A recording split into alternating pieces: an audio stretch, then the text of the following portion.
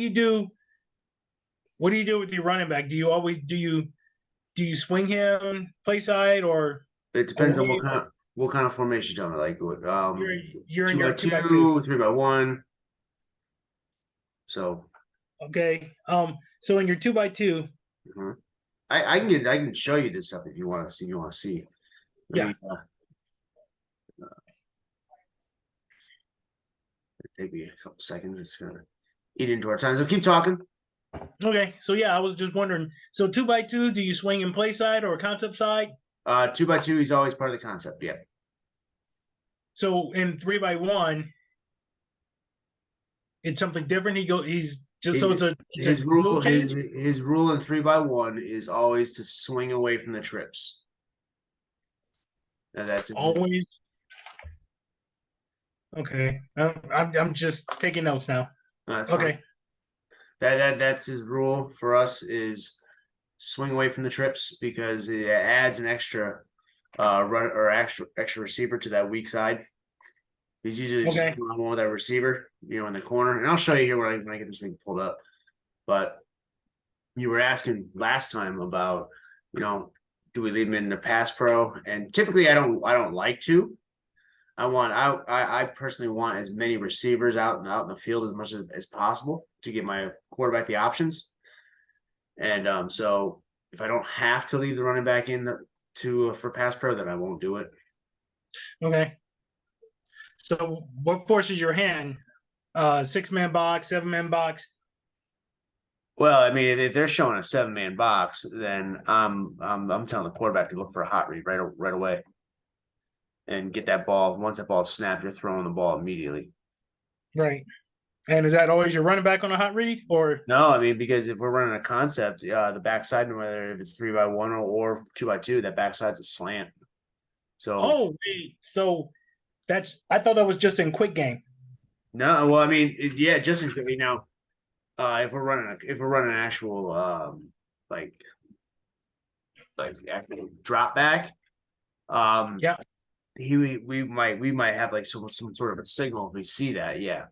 But let's see, in mesh, running back's part of the concept.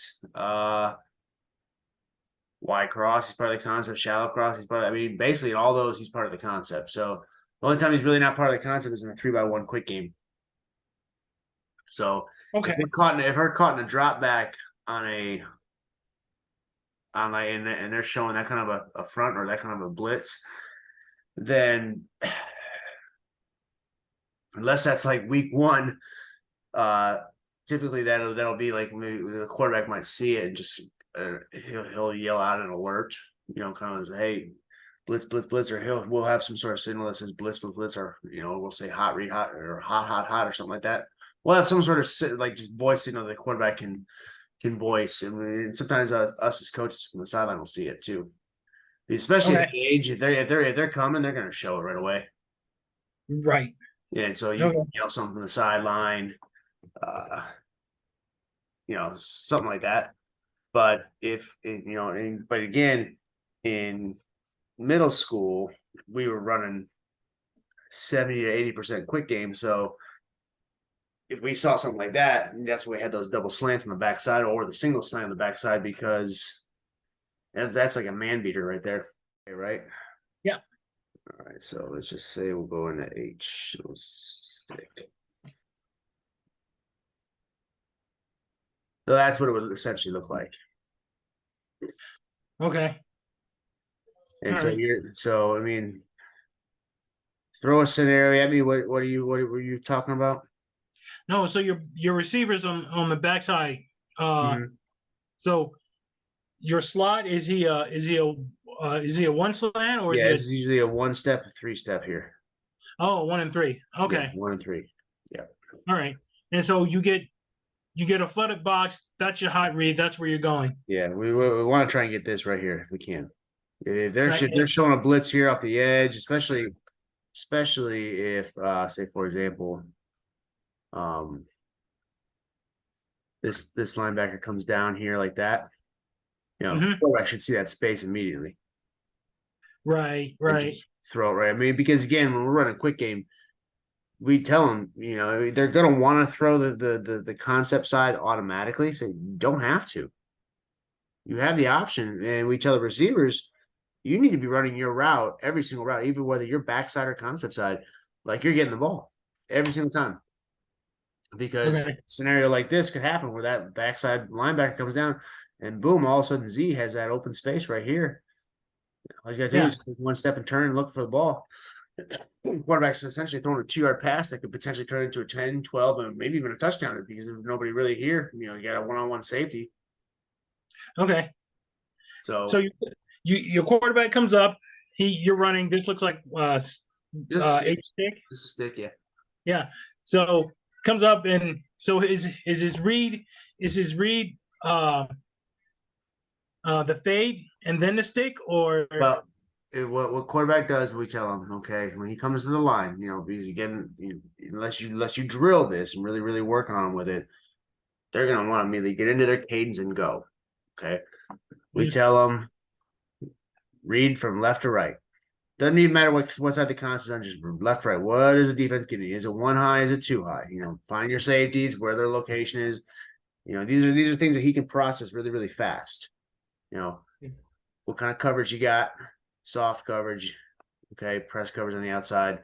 Are your safeties, are they inside the hash? If there's hash marks, are they outside the hash? Okay, because that makes a difference depending on what you might want to throw to the sideline. And then from there, we'll say we're running stick left here. He immediately looks here and says, okay, my pre-snap judgment is if this corner's a stud, right? uh-huh. We already know he's a stud, and we've already challenged him once, and we know he's pretty good. Doesn't matter if he's pressed or not. We're not throwing this ball because we're not going to challenge him. Oh, However, if we got a stud receiver here and this corner is not so good, or we like this matchup and this corner is pressed, then the quarterback has the option to throw this just one step vertical. But he's got to make this judgment, or he's got to make this call pre-snap. This is not part of his progression. oh, okay. Yeah, so this is a pre-snap call. So if his corner comes out and pre-snap he's way back here, that's dead. Vertical's dead. Right. We're not even gonna mess with that. We're not turning that into a hitch. He's essentially now just a clear out guy. And so Okay. then progression here but now see quarterback again will he'll look he'll scan the entire defense over. So if he sees something like this, where this corner's way off, maybe this linebacker's tucked inside, and also this linebacker cheats and this safety comes over, right? Right. He sees this. He didn't even need to look at this read. He said, okay, I got 3 yards right here. Right. Okay. So you don't automatically turn that into a hitch either. No. Yep. These are with the quick game. This is the only time we turn the hitches is the forwards. It's the only time. Oh, As the only play we do the hitches of. okay. Yeah. That clears up a lot. All right. Yeah, that's the only play that the receivers have that choice route where they are looking at the leverage. Outside of this, they are running their route and they are looking for their space where they gotta get to. Okay. So you just call this play. Do you call it stick left, or do you? Yeah, do you, you can do it wristbands. We did it no huddle, so I had colored wristbands, and the color, whatever color I used, determine what side the concept was. Right. And so I had a signal for formation, I had a signal for the play. And then I had other signals for like motions or tags and things like that. But I would just signal that in. Receivers and everyone would know. Even the lineman was looking at me because I had everybody look at me because I didn't have the time to teach or have my assistant coach come up with lineman drills or lineman signals. So I said, no, have everyone look at me. Just lineman you when we run a play. You're the first ones on the ball. Everyone lines up on you. And then, once you get your splits and everything, look to me. Give the play, start with the formation, then the play. If there's anything extra, I add that on at the end. And then receivers need to know, okay, if he uses the certain hand and I'm on that side, that I'm running the concept. Then if not, I've got double slants on a 2x2 set. Okay. And that's only a quick game. Yeah. 3x1 and changes. 3-by-1 changes. The rules we make, I try and make as simple as I could as far as 3-by-1, so it's very easy to really transition from a 2-by-1 to, or excuse me, a 2-by-2 to a 3-by-1, and still the rules don't really change much as far as who's where. That's it. Y will always stay on the right, X will always stay on the left. And one of the rules in 3-by-1 is Z is always the middle receiver, H is always the inside receiver. Excuse me. H is always the inside receiver. Okay. Yes, I'll show you here what I'm talking about.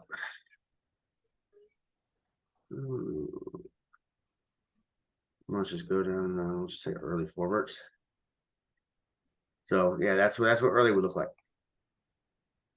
So Z, middle receiver, H, inside receiver, Y, outside receiver. The only thing that changes now is Z will always be on the line. Okay. There's no particular reason I did that. I've kind of followed along with other coaches' formations, and this is the one I kind of like. There's no reason to do that. Now, I do have a reason. Excuse me, you all like crazy, right? I do have a reason for this, and because I have these two receivers cross a lot in the 3-by-1. Okay. So putting them closer together, I found made it a little bit easier for them to cross, as well as creates a little bit more confusion, because it almost essentially creates a rub route, especially if you get this kind of coverage right here where they're both tight. So I kind of just like that because it makes it harder to get a press, especially since this guy is our supposed to be our most dynamic player. Well, I want to put him off the line, right? And I want to put him close so that I can rub him behind, or cross him real quick to shed his defender as much as possible. So that's the whole reasoning behind that for that. Okay. And then does he always run that route in 3-by-1? Yes. Yeah. In a forward setting, yes. Yeah, 4-bird. Sorry. Yeah. This is 4-birds out of early, and he would always have a little bit of a crosser route. We call that an under Sam over Mike. So under Sam in front of the linebacker, over Mike. And he's going to the other hash as fast as he can. Looking for open grass and sits, or just open grass. I mean, we tell him, you have the opportunity to sit, but you are not going to sit in the middle of the formation. Once you get to the opposite side, because this is a very dangerous ball to throw right here. Yeah. You want to throw it right here or right here. Okay. Especially if these linebackers drop, that's a dangerous throw. Very true. Okay. Unless he sees grass here that he can break it a little bit deeper, and the quarterback can just toss it right over top of the linebackers and in front of the safety. But typically we try and say, no, quarterback, wait until he breaks to the other side of the formation, or completely the other side of the formation. And that route does break pretty quick, because you tell him, you need to haul ass and get over to the other side. Yeah. So your progression is he first read, or is he yours? It's still with 4-vert. So again, we're finding the rule is, who's open right now. So let's see here. Who's open right now? When am I open? Yep. So this corner right here is like that.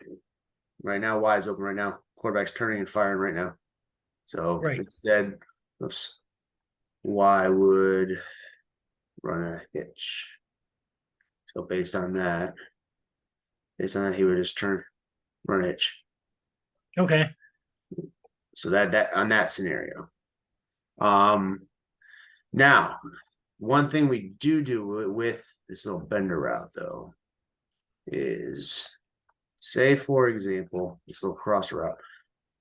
Yeah, excuse me, I'm sorry for the yawn, Jay. That's all right. Say this linebacker's right here, right? Or say he's a safety. I just have him listed as a linebacker. Say they're all like this. He's maybe down, so now he's taking that away, right? And say this linebacker drops down as the fourth rusher, because I only had 3 down linemen there. They shift over. We have something sort of like that. If quarterback sees this, and H sees this as well, this is the exception to the rule kind of thing. If we see something like this where we have this open grass right here, then essentially H is just going to run and he's basically just going to turn and look. And if the quarterback and him are on the same page, then he's going to hit the ball right there. Okay. In that open window. So that's kind of the exception of the rule. And it almost has to be a perfect scenario for that kind of a window to open up. You know what I mean? Right. So that's the only thing there. Okay. So again, with this, if say for example they were all down like this, right? They're all running their verticals. We're gonna look pre-snap. Can we take advantage of this one-on-one first? Because he's a one-on-one. And a lot of times we would have this a little bit further out. Not I have it for whatever reason I have it squeezed in too much. So he'd be over more here. We have more space. So still would pre-scan or scan the defense, left to right. For forwards, that's the option of do I have anybody open right now? If I don't, then okay. I can still look here. Can we take advantage of this? If it's not a good matchup, we're probably just gonna leave it alone. We will test it. We will test every once in a while, especially if they give us a press look like this. We will test it just to see what they're made out of. Okay. But then from here, it's just an inside out read. So we would go from here, 1, 2, 3, and then to running back. So if we can hit this real quick, hit it. Look here. So if this done like this right away, look here, look here. Okay. And then if nothing's here, we like Coach Mackey, I think, says, here's the oh shit route. Running back. Yeah. Nothing's open, oh shit. Throw it to running back. Right. Okay. That's basically the read. And especially in middle school, I can tell you one thing right now. I think the last time I called middle school, we ran 4 verts out of a 3x1 set maybe 40 times throughout the season. And maybe twice out of those 40 times did our quarterback have to go through this kind of progression where it was an inside out read. Because either, no matter what, it just seemed like somebody was open right away. We either hit the hitch or we hit this crosser. Okay. It was our best athlete running essentially against a linebacker, almost sometimes a middle linebacker, unless they bring down a safety to cover him. So it's almost a mismatch already. Right. And okay. Our getting into a drop here, the quarterback gets enough space that this route is that quick of a hitter right here in this open space. That's where we hit it 9 times out of 10. That's where we're hitting out of 4 versus 3x1 was that route. So this is a 3-step, right? Or is it still quick game because it's quick game, but I mean it's for us. It's hard to tell. It's quick game if he sees it right away. Okay. If he knows it's not right away, then yeah, he's going to get more of a drop. Okay. So that's I mean, these are all little things that they got to train the quarterback in the mind. Say, okay, do I have it? If I don't, I need to create my space. Because that thing we talked about before, time equals space. So how do I create time? I create space. So I got to get back into my drop. Okay. All right, I understand that. All right, that makes sense. Yeah, but even with this, especially in middle school, and even high school, because we're kind of running the same stuff a little bit in our high school now, same rules, just different concepts. I mean, same concept, different rules a little bit, but generally the same idea, and we're hitting it quite a bit, just the choice routes. So, all right. So I mean, that bender or the choice routes for forwards is going to be open quite a bit. Okay, so 4 verts is your first play you put in? Yes. Okay. And because first one I put in, yep. Yeah, because you run 4 verts as quick game and drop back. Pretty much. I mean, it's basically a play of its own, really. I mean, it's kind of right there in the middle between both of them, because you can turn it into a quick game play, or it becomes a drop back because he's got to get that space, enough time to throw the deep ball. But again, with the deep ball, unless it's in the 3x1 where he's really got to make a progression, he's 1 or 2 steps and that ball should be gone. Right. Can you go back to stick for a minute? Sure. We got it Two by said I two had or about 10 minutes on this. oh gee, So you want it out of 2x2 or 3x1? 3x1. 3x1. Okay. I see you got a trap in there too, huh? Yeah, yeah. Oh, that's the other thing I wanted. What the hell? What the hell is a Larry and Roger? Oh, that's just my Larry and Roger were the outside. So Larry was to the left, Roger was to the right. To the basically it's the now screen. And my Lisa and my Rita were the bubbles. So Rita to the right, Lisa to the left. That's it. Okay, so Larry, damn it. That's just old school air raid speak right there. The Larry and Roger. No, I no clue about that. So Larry and Roger Yeah. are So all it is just it's Roger to the right for now, and Larry to the left. Larry and Roger are now screens. Lisa and Rita are Bubbles. Lisa and Rita.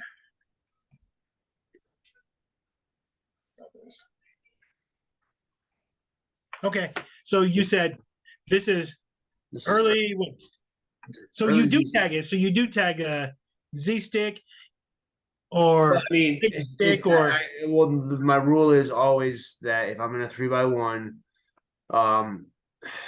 Z will always run the concept. So if it's stick, he's always going to run the stick route. If it's corner, he's always going to run the corner route, and H will always just be the flat route.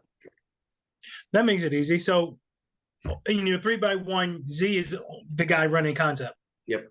On either side. Yep. So if you go late, yep.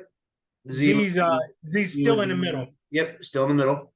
Okay. X would be off the line instead of on the line. Right. Be off the line, just on the inside. And it would still be the same thing. H would still run the flat, Z would still run the stick. Only a change there. Y would now run his single slant. X would now be the vert. F would be swinging away for the trips. Okay. So when you run your stick route, I've kind of heard it two ways. Well, a couple of different ways. Do you run it at the belt of the linebacker, or do you aim over the top of the linebacker and then come back? I aim typically. What we aim for is the head up defender, right? We aim for his inside shoulder. And you're looking for that gap in between his inside shoulder and the nearest defender that's even with him. So this is actually this route is actually drawn differently because it's wrong. So it should be really whoa. Right there is really where it should be, because theoretically the thought process is this linebacker takes off after the flat, right? Right. His main responsibility is there. He might drop back into a zone here. There's your space here. But if he sits right there, then we know that we had the flat. Okay. So we read that most inside guy. Now, if it's changed, let me undo some of this stuff here. Lines. If it's changed up a little bit,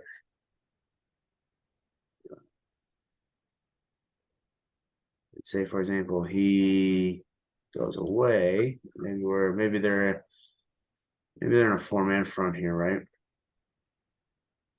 Yeah. And it changes on the fly here. And they have 2 safeties. More than likely, what they'll do, what we normally see, is they'll have something like this.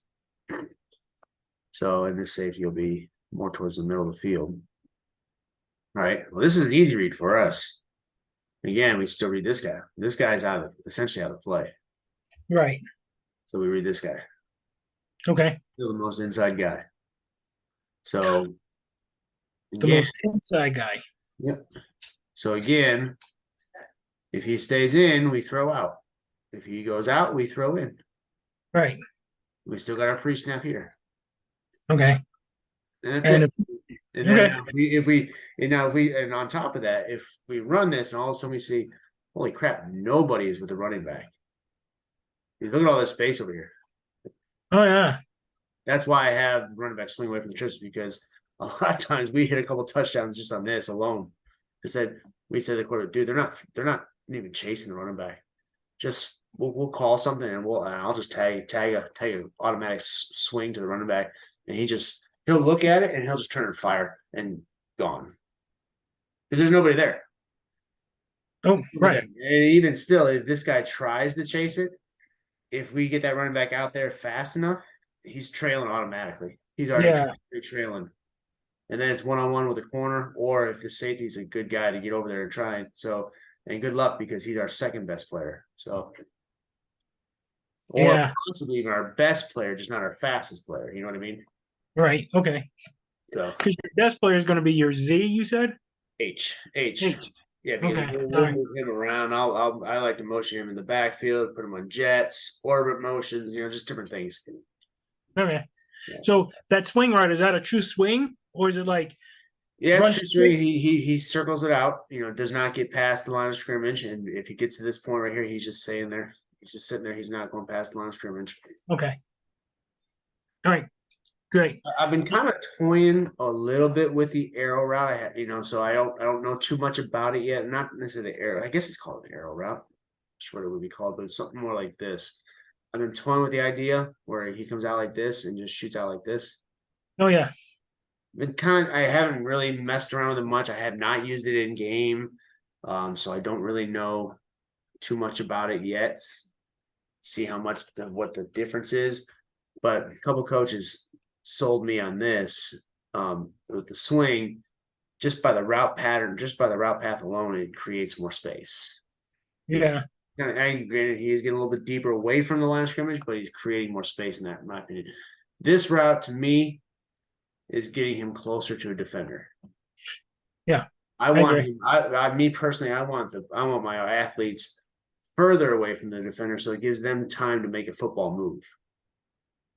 You know what I mean? Yeah. So the more space that I can create for them, the better, in my opinion. Okay. No, I see that. So let's switch to corner. Okay. We got about 2 minutes left on this. So oh my goodness gracious. Out of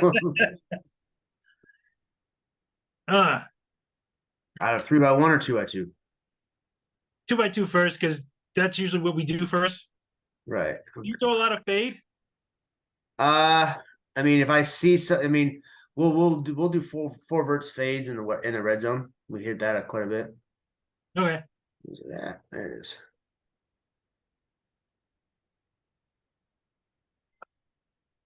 So that's corner to the left right there. That's our 2x2. And I got a lot of lines here. I use this for one of my videos. So basically, your two receivers just switch responsibilities. Yeah. So your outside receiver is running the stick, your inside's running corner. Yep. But it's already tagged corner, so he knows it's okay. Yeah, if I was calling this, I would call my formation, and then I would use the signal for corner with my left hand or my blue wristband. They would see me making the call with my blue wristband, and they would know, okay, we are in 2x2. We're running the concept to the left. That means that Z and Y, they know, okay, we're running slants.